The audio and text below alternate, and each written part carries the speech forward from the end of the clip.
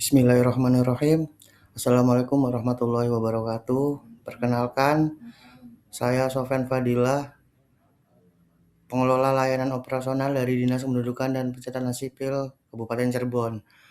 Mau memaparkan rencana aksi P3K dalam peningkatan pelayanan administrasi kependudukan dalam layanan pencetakan KTPL dan aktivasi IKD. Dilatar belakangi Undang-Undang Nomor 20 Tahun 2023 yang menjelaskan ASN terdiri dari PNS dan P3K. Undang-Undang Nomor 20 Tahun 2023 menekankan bahwa setiap program, target capaian, dan indikator kinerja harus sesuai dengan prinsip merit system, akuntabilitas, serta pengembangan kompetensi sebagaimana diatur dalam regulasi terbaru. PP Nomor 49 Tahun 2018 tentang pegawai pemerintah dengan perjanjian kerja dan peraturan Badan Kepegawaian Negara tentang petunjuk teknis pengadaan pegawai pemerintah dengan perjanjian kerja. Manajemen ASN adalah pengelolaan ASN untuk menghasilkan pegawai ASN yang profesional, memiliki nilai dasar, etika profesi, bebas dari intervensi politik, bebas praktek korupsi, kolusi, dan nepotisme. Maksud dan tujuan menjadikan pedoman kerja bagi P3K dalam melaksanakan tugas sesuai perjanjian kerja, mewujudkan akuntabilitas dengan target capaian yang terukur, mengoptimalkan pelayanan publik melalui strategi jemput bola. Tujuannya meningkatkan kualitas layanan administrasi kependudukan, memperluas cakupan layanan hingga ke desa terpencil, meningkatkan kepuasan masyarakat melalui pelayanan jemput bola, serta mendukung digitalisasi arsip untuk integrasi data nasional. Tugas pokok dan fungsi P3K menurut Undang-Undang Nomor 20 Tahun 2003 Bab 1 Pasal 1 yaitu melaksanakan kebijakan publik sesuai peraturan undang-undangan dan perjanjian kerja, menyelenggarakan pelayanan publik di bidang administrasi, teknis, pendidikan, kesehatan, dan sektor lainnya sesuai jabatan, mendukung program kerja instansi pemerintah daerah maupun pusat, menjaga integritas dan profesionalisme sebagai bagian dari ASN yang berorientasi pada kepentingan masyarakat, menyusun laporan kinerja sebagai bentuk akuntabilitas atas pelaksanaan tugas dan capaian target. Fungsinya, pelaksana kebijakan publik, penetapan kebijakan yang ditetapkan oleh pejabat pembina kepegawaian, pelayanan publik memberikan layanan kepada masyarakat secara profesional, transparan, cepat, dan berkeadilan. Perekat dan pemersatu bangsa menjadi bagian dari ASN yang menjaga persatuan NKRI melalui pelayanan publik yang merata. Uraian tugas pengelola layanan operasional. 1.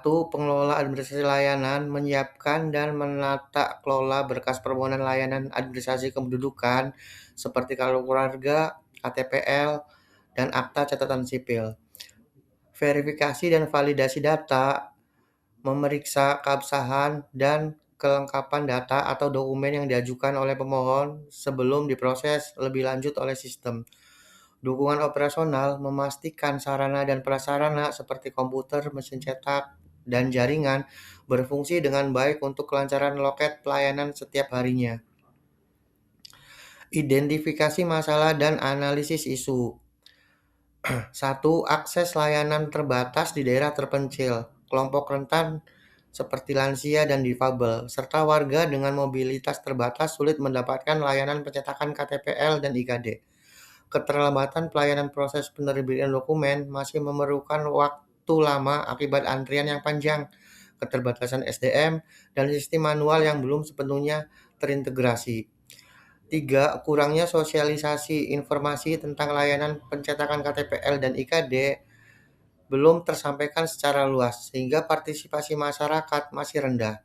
Kualitas SDM belum merata, kompetensi pegawai P3K dalam pengoperasian perangkat komputer dan sistem digital masih perlu ditingkatkan. Rencana aksi. Di triwulan pertama dari Januari sampai Maret, target utama persiapan sistem dan sosialisasi. dengan kegiatan sosialisasi IKD ke kecamatan dan desa, inventarisasi peralatan cetak KTPL, dan pelatihan teknis pegawai. Indikator kerjanya 100% kecamatan menerima sosialisasi, 80% pegawai mengikuti pelatihan. Di triwulan kedua, bulan April sampai bulan Juni, percepatan pencetakan KTPL, layanan jemput bola KTPL di sekolah dan desa, optimalisasi pelayanan di kantor Dukcapil, serta mall pelayanan. 90% penduduk wajib KTP usia 17 tahun tercetak. Waktu layanan rata-rata 1 hari. Triwulan 3 Juli sampai September, aktivasi IKD massal. Gerakan aktivasi IKD dipusatkan di keramaian, integrasi sistem IKD dengan SIAK. 40% masyarakat aktif IKD. Sistem integrasi berjalan di 100% kecamatan. Di triwulan keempat Oktober sampai Desember, evaluasi dan konsolidasi. Survei kepuasan masyarakat, evaluasi capaian kinerja, penyusunan laporan tahunan. Indeks kepuasan masyarakat kurang lebih 80%, laporan capaian 100% selesai.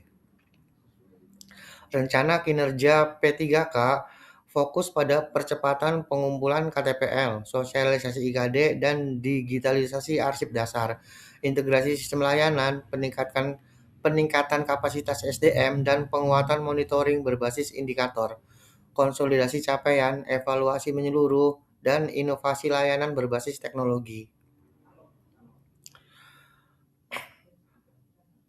Kita sampai di penutup. Kesimpulan dari yang saya sampaikan menyimpulkan bahwa layanan implementasi rencana aksi peningkatan administrasi kependudukan melalui pencetakan KTPL dan aktivasi IKD merupakan langkah strategis dalam mewujudkan pelayanan publik yang lebih cepat, transparan, dan modern.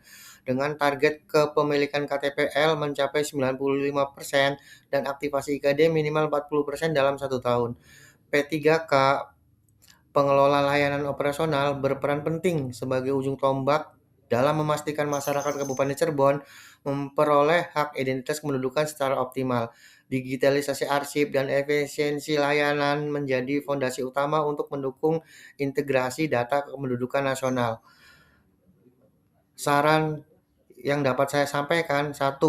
Penguatan kapasitas SDM melalui pelatihan berkelanjutan, khususnya dalam penguasaan sistem kependudukan digital. Optimalisasi sarana prasarana dengan pemeliharaan dan penambahan perangkat cetak KTPL serta jaringan internet yang stabil. 3. Sosialisasi yang masif kepada masyarakat tentang manfaat IKD agar partisipasi meningkat. 4. Pemantauan dan evaluasi secara berkala mencapai target sesuai indikator kinerja untuk memastikan target tercapai sesuai indikator kinerja. 5. Kolaborasi lintas sektor dengan kecamatan, desa, sekolah, dan instansi lain guna memperluas jangkauan layanan.